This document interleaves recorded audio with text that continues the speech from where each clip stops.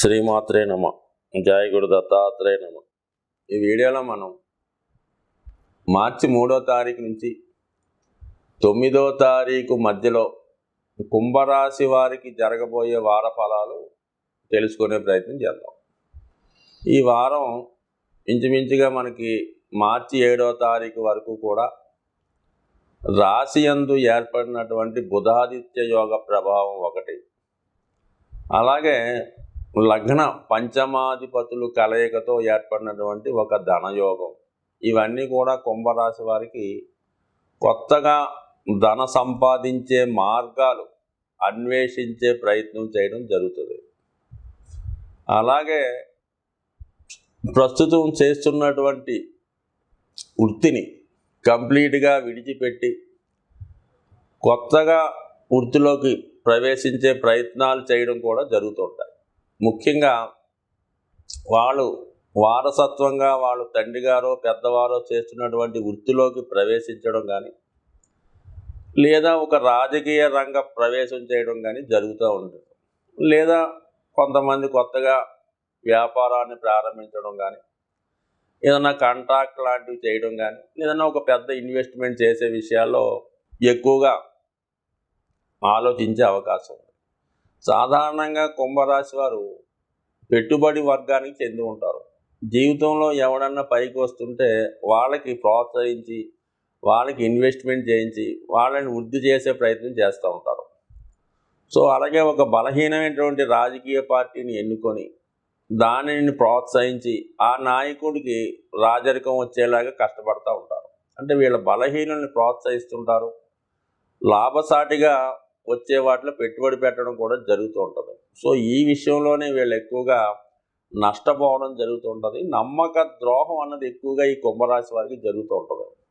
అయితే ఎవరికి చెప్పుకోలేని స్థితి చాలామందికి ఉంటుందన్నమాట. సో ఆ కారణం వల్ల ఏంటంటే చాలా వరకు ఎప్పటికైనా ఈ రాశివారు మరి కొద్దిగా మీరు ఏదన్నా ఎవరికైనా ధనం ఇచ్చే విషయంలోనో, ఎవరికైనా ఉద్యోగం పెట్టించే విషయంలోనో, ఏదైనా వివాహ విషయంలో ఎవరికైనా మాట ఇచ్చేటప్పుడు చాలా జాగ్రత్తగా వ్యవహరించడం మంచిది. అక్కరలేని బాధ్యతలు నెత్తిలో వేసుకొని నష్టపోయే వాళ్ళు ఎవరన్నా అంటే కేవలం ఈ కుంభరాశి వారే.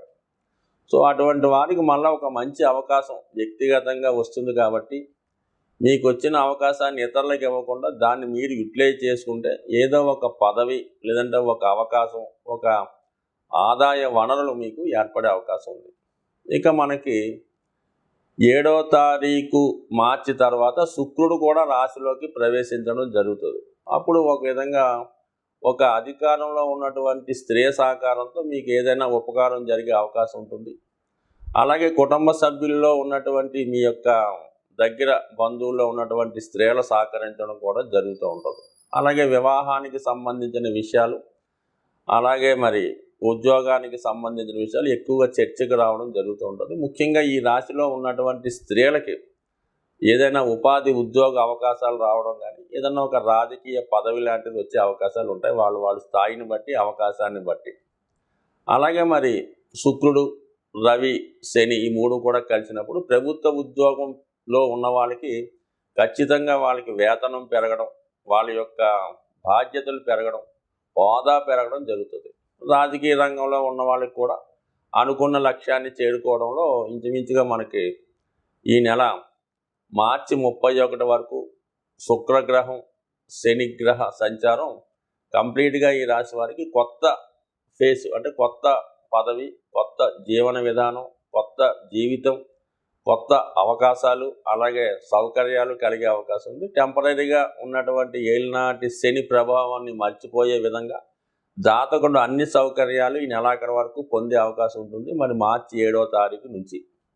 అయితే మార్చి 7 తర్వాత బుధుడు ధనస్థానంలోకి వెళ్ళి అక్కడ రాహుతో చేరడం వల్ల మరి మీ కుటుంబ సభ్యులే మీ యొక్క అభివృద్ధికి వ్యతిరేకంగా ఉండడం, అలాగే మీకు వ్యతిరేకంగా మీ కుటుంబ సభ్యులు నిర్ణయం తీసుకోవడం, మిమ్మల్ని ఏదో ఒక ఇన్వాల్వ్మెంట్, ఏదో ఒక రిస్క్లో పెట్టడం కానీ, ఏదన్నా ఒక స్కామ్లో ఇరికించడం కానీ, ఏదన్నా ఒక తప్పులో మీ భాగస్వామి చూపించి మిమ్మల్ని ఇబ్బంది పెట్టే ప్రయత్నాలు జరుగుతుంటాయి. ఖచ్చితంగా మీరు ఈ నెల 7 తర్వాత మరి కుటుంబ సభ్యుల విషయంలో జాగ్రత్తగా వ్యవహరించడం, ఏదైనా అగ్రిమెంట్ సైన్ చేసేటప్పుడు లేదంటే వాళ్ళతో చర్చలు జరిగేటప్పుడు జాగ్రత్తగా వ్యవహరించడం మంచిది.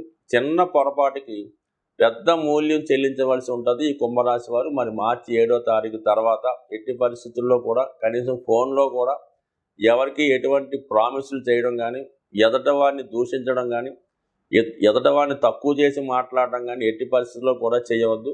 సరే, మీ చుట్టూ అనేక మంది మీ మీద నిఘు ఉంటుంది, మీరు ఏం చేసినా కూడా 10 మంది దాన్ని అబ్జర్వ్ చేస్తుంటారు అన్న విషయాన్ని మీరు ఏ స్థాయిలో ఉన్నా, చిన్న స్థాయిలో ఉన్నా, పెద్ద స్థాయిలో ఉన్నా, మీ యొక్క చర్యలు 10 మంది గమనిస్తూ ఉంటారు ఈ సమయంలో. కాబట్టి ప్రతి విషయాన్ని జాగ్రత్తగా వ్యవహరించండి. ఎటువంటి బలహీనతకి లొంగవద్దు. ఎటువంటి అలవాట్లు ఉన్నా కూడా వాటికి దూరంగా ఉండే ప్రయత్నం చేయండి. ఎందుకంటే మీకు మంచి భవిష్యత్తు వచ్చే సమయం ఇది స్టార్ట్ అయింది. ఏమాత్రం పొరపాటున్నా మొత్తం భవిష్యత్తు పాడయ్యే అవకాశం ఉంది. కాబట్టి చాలా జాగ్రత్తగా వ్యవహరించండి. నిరంతరం శివనామ స్మరణతో, అలాగే మృత్యుంజయ మహామంత్రాన్ని, శివుణ్ణి ధ్యానిస్తూ జీవితాన్ని గడపడం వల్ల ఖచ్చితంగా మీకు ఈ సమయం ఒక టర్నింగ్ పాయింట్ తీసుకునే అవకాశం ఉంది. జ్యోతిష శాస్త్రాన్ని శాసించే 27 నక్షత్రాలు, 9 గ్రహాలు, వీటన్నిటినీ శాసించే వ్యక్తి దైవం శివుడు, ఈశ్వరుడు. మనకి జ్యోతిష శాస్త్రం అంతా కూడా శివుడు పార్వతికి చెప్పినట్టు తెలుస్తూ ఉంటాం. ఈ విధంగా నవగ్రహాలను కూడా మరి శివుడే నియమించినట్టు మనకి పెద్దలు చెప్తూ ఉంటారు.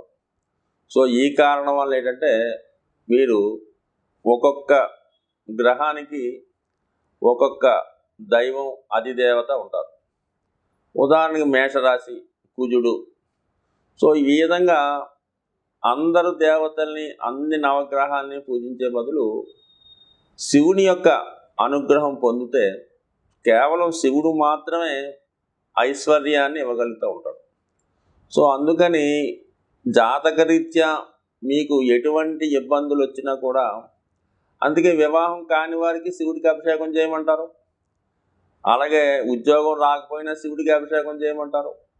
అందువలన ఏంటంటే మరి ఈ నవగ్రహాల ద్వారా, మరి గ్రహాల గోచారం ద్వారా ఇబ్బంది పడుతున్న వాళ్ళు ప్రతి ఒక్కరు కూడా ఎంతో కొంత మంచి చెడ్డ ఉంటుంది. వాళ్ళందరూ కూడా మరి ఈ వారం వస్తున్నటువంటి మహాశివరాత్రి రోజు మరి వాళ్ళ ప్రాంతాలను బట్టి వాళ్ళ ఆచారాలు ఉంటాయి. కొంతమంది శివరాత్రి రోజు శివాలయంలో నిద్ర చేస్తూ ఉంటారు. కొంతమంది ఆ శివరాత్రి రోజు మెలకుగా ఉంటారు. కొంతమంది ఆ ముందు రోజు రాత్రి మెలకుగా ఉండి వేకువజామునే శివుని దర్శనం చేసుకుని ఆ రోజు రాత్రి కూడా జాగరణ చేస్తూ ఉంటారు. మొత్తం మీద ఏంటంటే ఏదైనా ఒక రోజు నిద్ర లేకుండా గడుపుతూ శివుని యొక్క ఆరాధనలో దగ్గరలో ఉన్నటువంటి ఏదో ఒక శివక్షేత్రాన్ని దర్శించి, కనీసం మీకు తోచిన విధంగా ఆ శివుని యొక్క దర్శనానికి వస్తున్నటువంటి భక్తులకి కనీసం మంచినీళ్ళు, చిన్నపిల్లలకి పాలు, ఇటువంటివి ఇవ్వడం వల్ల కూడా మీరు శివుడికి అభిషేకం చేసినంత పుణ్యం లభిస్తూ ఉంటుంది. కొన్ని సందర్భాల్లో మనం అనుకున్న దేవాలయంలో శివుని యొక్క దర్శనం మనకి లభించకపోవచ్చు.